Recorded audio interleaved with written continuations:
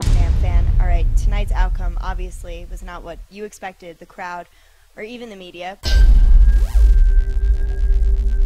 But this situation, I haven't seen such a bad decision. Personally, I had you scored 30-27, unanimous over Leonard.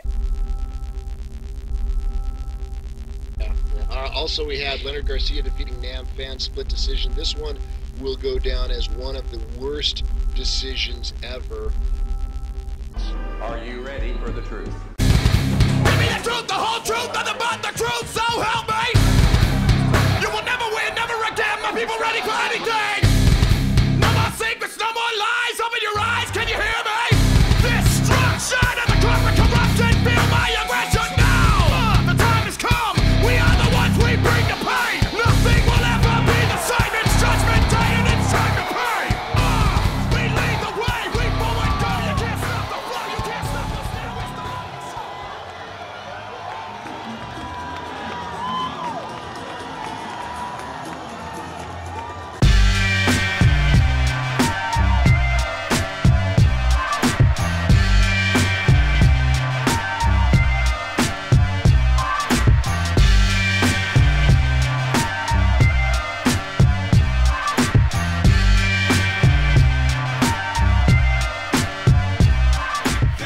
I'm Marvin with XGuard. First of all, I want to say thank you, Nam Phan. We're at this Madu Academy. Thank you for your time. We know you have a very busy schedule, so we want to get straight to the point and to the heart of Nam Phan. First of all, how did you get into jiu-jitsu? You know, I saw UFC when I was a kid. My brother bought me a VHS tape when I was like 5th grade, like early 90s. And then, you know, I looked in the yellow pages. Yeah. No, internet was a big deal back then. Yeah, you know, it's the yellow pages. And then I found Frederick Amargo, and I started jiu-jitsu when I was 17. And I didn't have a car yet, so I just took a bus, an hour bus ride from Garden Grove to Orange every day, twice a day. Until I was 18, I'd be able to drive. What does a normal training day in Nam Phan entail from beginning to end? You know, well, there's a fight or no fight. I run 5 miles every day before I train. 5 miles, eat breakfast, and train. And lunch, take a nap, and then train. And yeah, that's every day. I just train.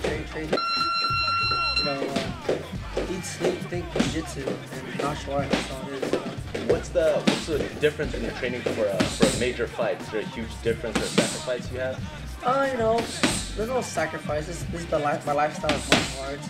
You know, my social life is the academy. Everything is here. You know, so it's not too drastic, not too much sacrifice. I eat healthy all the time, so I force myself to eat bad on the weekends. Training is harder, you know, spar a little harder, pull more rounds, run more, but it's just a little more of everything, but not too drastic. What's cutting weight like for most people who don't understand how difficult it is to cut weight for fights? I think when I was younger, with less experience, and I didn't have enough knowledge on diet, it was very difficult to cut weight because I ate a lot of bad food, a lot of salty food, a lot of soda, whatever. So it was very difficult to cut weight. But now I eat very clean, and you know, I stay away from salt and stringy heavy food. So the weight comes off easy. Okay, so not too hard. When you first started, did you start with a gi and Brazilian Jiu-Jitsu? Yeah, I started with Frederick Amargo, and that's all pure gi, purely gi school. So the first 5 years, I did only gi. You know, for 5-6 years, gi. I started getting more involved in MMA. I started no gi. That's when I started going to train with Jeremy Williams, and all we did was no gi. So even now, I only teach and train with gi. Okay. When you did train with the gi, what specifications did you look for when you did gi? Color, fabric, texture? Oh, yeah, some of the material of the gi, and wear and tear, stuff like that. And pants too. Sometimes you get a good gi top and get comfy pants. You know, that's about it. What advice would you give for new people, new martial artists who are getting into gi jiu-jitsu? What advice would you give them so they don't get so discouraged in jiu-jitsu so fast? Oh, jiu-jitsu. I mean, with anything, it takes time. I'm just anything. You can't get good at anything so fast. Maybe some people, but for an average person like myself, it just takes persistence. Just keep going. When you train, think about what you did wrong. And so that way you always improve and you can faster. When you think about the mistakes you did every time. Would you change anything about I know your history. I believe you started with Vietnam. It's karate. Yeah. Karate, okay. And then you got into playing jiu-jitsu, correct? If you could have changed it, would you have made any differences? Start with wrestling, perhaps. Start with some other stick fighting, or straight to Brazilian jiu-jitsu, boxing.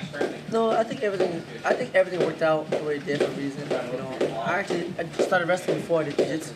Okay. A little bit. It was not around the same time, but I wrestled a little bit before I did jiu-jitsu. So I think everything worked out just the way it did, accordingly. Okay.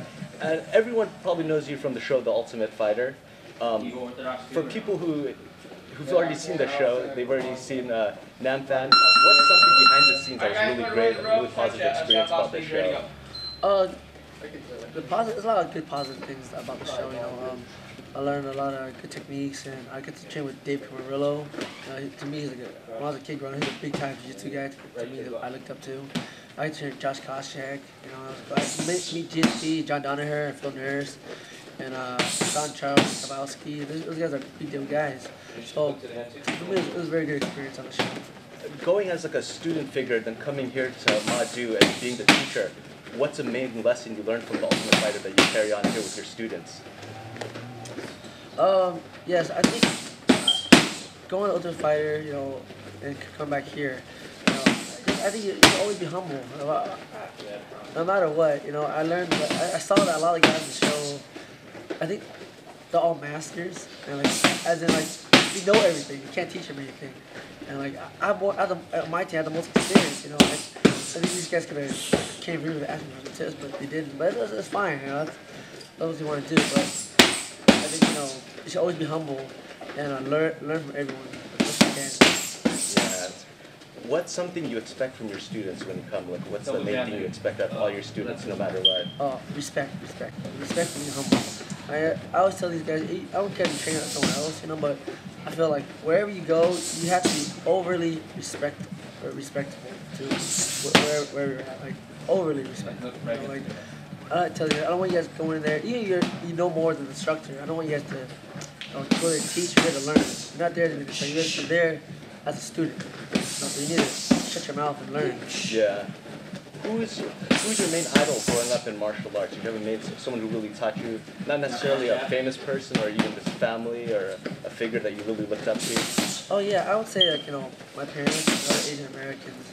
I feel like our generation, the first generation Asian Americans, like our parents, they had to leave the old country for whatever reason. Usually it was the war, and coming to a foreign country, not speak English. Can't read and write, don't know the rules, the laws. For them to be able to make it and be successful in this country, to me that's very inspiring. I feel like if they can go through all that, and make it, I can make it. I can do it because now things are easier. I'm not gonna go through racism, prejudice, whatever. I can speak English, I can read and write, and I think the terms are much easier for me. So if they can make it, I have to make it. Yeah. What's your main goal in life for the next 5 years? Well, for the next 5 years, I think it's very difficult, but I want to stay relevant in the UFC. Some guys just get in and out, but I want to do my best to stay relevant in the UFC and grow my brand. And how about for the Madu Academy? What's your main goal? Same thing for the Madu Academy. I just want get a good reputation of being good competitive students, but at the same time being good competitors, but also have good sportsmanship. Gotcha, yeah. Is there a certain fighter, whether MMA or other martial arts, that you do look up to right now? That you're like, wow, he's a great fighter. Do you have a favorite fighter, perhaps? Oh man, there's so many fighters. Your top 3. I don't know. In any weight class. Off the top of my head, I like David Maya. He's one of my favorite ones. David Maya, champion GSP, always a good one. Jose Aldo's always great, right? Back in the day, there's a lot of Japanese guys I liked a lot. Yeah. Got kind of downhill. But Nick Diaz is a good one. He's good jiu-jitsu, good boxing. Yeah. There's so many. Currently, which martial art do you think you want to focus more on and improve for yourself? Well, still, I did need to improve my wrestling. You know, I try to get more takedowns. You know, takedown defense. You know, always. I can improve everywhere, but I think I can work on my wrestling the most. And is there anybody you want to give shout outs to, by the way? Of course, I always like to give shout out to, everyone for X-Guard for giving me this opportunity. Always nice clothing, thank you, very, very good, guys. Please, everyone watching this interview, please support X-Guard, very good fabric, guys. Very good material. My name is Phan, and I believe in X-Guard brand.